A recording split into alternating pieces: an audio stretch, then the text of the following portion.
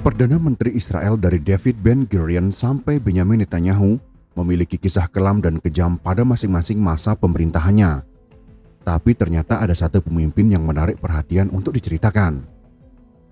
Dia adalah Perdana Menteri Israel yang sangat kuat keinginannya dalam mewujudkan perdamaian antara Israel-Palestina, dan akhir hidupnya sudah pasti dapat kita tebak, yaitu dibunuh oleh orang-orang Zionis Israel radikal yang tidak menginginkan itu terjadi.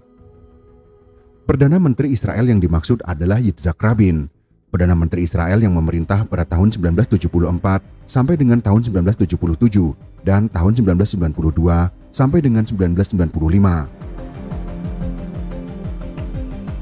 Ternyata dalam catatan sejarah masih ada pemimpin Zionis Israel yang menginginkan perdamaian dengan Palestina dan negara-negara Arab. Dia dengan logis dan rasional memikirkan tidak mungkin ada keamanan bagi rakyat dan negaranya jika terus-terusan bermusuhan dengan dunia Arab.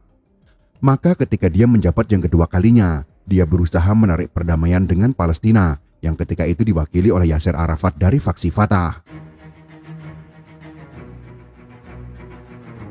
Yitzhak Rabin lahir pada tanggal 1 Maret tahun 1922 di Yerusalem, Palestina, negarawan dan tentara Israel yang menjadi Perdana Menteri Israel 2 periode.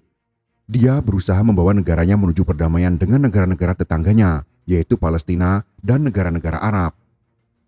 Dia adalah kepala staf Angkatan Bersenjata Israel pada masa Perang 6 Hari yang terjadi pada bulan Juni tahun 1967. Bersama Shimon Peres, Menteri Luar Negerinya, dan Ketua Organisasi Pembebasan Palestina atau PLO Yasser Arafat, Rabin menerima hadiah Nobel Perdamaian pada tahun 1994. Rabin lulus dari Sekolah Pertanian Kaduri di Kefar Tavor dan pada tahun 1941 bergabung dengan Sekolah Pertanian Kaduri Palmach, unit Komando Haganah. Dia berpartisipasi dalam aksi melawan visi Perancis di Suriah dan Lebanon. Selama Perang Pertama Arab-Israel yang terjadi pada tahun 1948 sampai dengan 1949, ia mengarahkan operasi di dalam dan sekitar Yerusalem dan juga melawan Mesir di Negev. Dia lulus dari British Staff College pada tahun 1953, kemudian menjadi kepala staf pada bulan Januari tahun 1964 dan menyusun strategi mobilisasi cepat cadangan dan penghancuran pesawat musuh di darat yang terbukti menentukan kemenangan Israel dalam Perang 6 Hari. Ia secara luas dipandang oleh masyarakat Israel sebagai pahlawan perang, sehingga memberinya reputasi nasional sebagai seseorang yang dapat menjamin keamanan Israel. Pada tahun 1968, setelah pensiun dari militer, Rabin menjadi duta besar Israel untuk Amerika Serikat, di mana ia menjalin hubungan dekat dengan para pemimpin Amerika Serikat dan membeli sistem senjata canggih dari Amerika Serikat untuk Israel. Dia mendapat kecaman dari kelompok garis keras Israel karena dia menganjurkan penarikan diri dari wilayah Arab yang diduduki dalam perang pada tahun 1967 sebagai bagian dari penyelesaian perdamaian umum di Timur Tengah.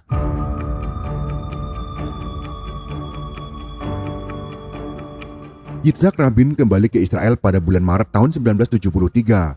Rabin menjadi aktif dalam politik Israel. Ia terpilih menjadi anggota Knesset atau parlemen sebagai anggota Partai Buruh pada bulan Desember dan bergabung dengan Perdana Menteri Kabinet Golda Meir sebagai Menteri Tenaga Kerja pada bulan Maret tahun 1974. Setelah Meir mengundurkan diri pada bulan April 1974, Rabin mengambil alih kepemimpinan partai dan menjadi Perdana Menteri Israel yang kelima pada bulan Juni tahun 1974. Sebagai pemimpin Israel, ia menunjukkan kesediaannya untuk bernegosiasi dengan musuh, serta mengambil tindakan tegas bila dianggap perlu. Kemudian melakukan segera gencatan senjata dengan Suriah di dataran tinggi Golan. Namun juga memerintahkan serangan yang berani di Entebbe, Uganda pada bulan Juli tahun 1976. Di mana sandera Israel dan lainnya diselamatkan setelah pesawat mereka dibajak oleh anggota Popular Front for the Liberation of Palestine dan Red Army Faction, yaitu kelompok sayap kiri radikal Jerman Barat. Pencapaiannya yang paling bertahan lama selama masa jabatan pertamanya sebagai Perdana Menteri adalah perjanjian interim dengan Mesir pada tahun 1975 yang meletakkan dasar bagi perjanjian perdamaian permanen antara Israel dan Mesir yang dicapai pada tahun 1979. Rabin terpaksa mengadakan pemilihan umum pada bulan Mei tahun 1977, tetapi pada bulan April, selama kampanye pemilihan, dia melepaskan jabatan Perdana Menteri dan mengundurkan diri sebagai pemimpin Partai Buruh setelah terungkap bahwa dia dan istrinya memiliki rekening bank di Amerika Serikat yang melanggar hukum Israel. Ia kemudian digantikan sebagai pemimpin partai oleh Shimon Peres.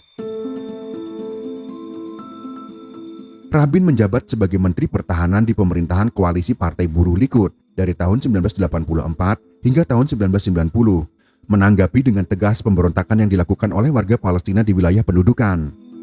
Kegagalan kebijakan yang keras untuk memadamkan pemberontakan meyakinkan Rabin bahwa dia merasa perlu terlibat secara politik dengan Palestina.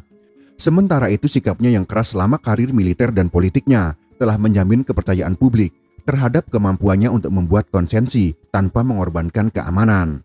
Pada bulan Februari tahun 1992, dalam pemungutan suara nasional oleh anggota Partai Buruh, ia mendapatkan kembali kepemimpinan partai dari Peres dan memimpin partai tersebut meraih kemenangan dalam pemilihan umum bulan Juni tahun 1992.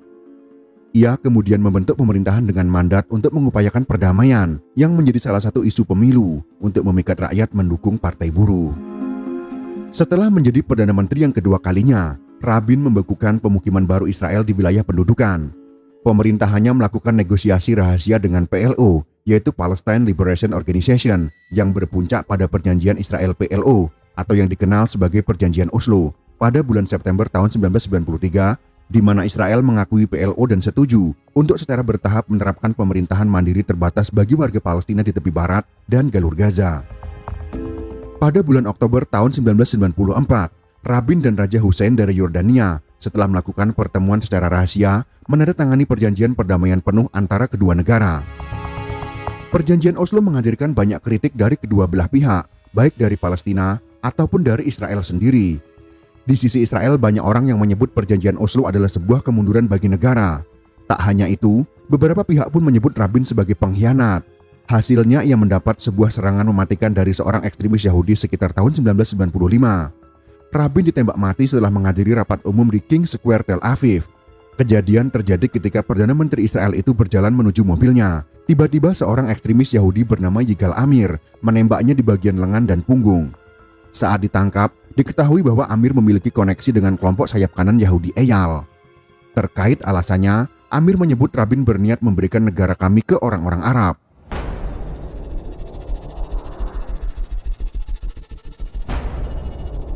Setelah penembakan, Rabin sebenarnya sempat dilarikan di rumah sakit Ichilov, namun nyawanya tetap tidak tertolong.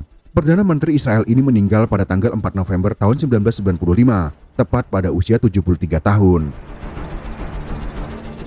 Orang yang ingin mendamaikan Israel dan Palestina sekaligus mendapatkan Nobel Perdamaian ini tewas di tangan orang radikal yang tidak ingin hal itu terjadi. Tapi mau bagaimanapun, usahanya dapat kita apresiasi, karena jarang sekali pemimpin Israel yang seperti ini. Ketika usaha perdamaian ini dilakukan, tentunya kaum Zionis radikal tidak akan tinggal diam dan melakukan pembunuhan bahkan terhadap pemimpinnya sendiri.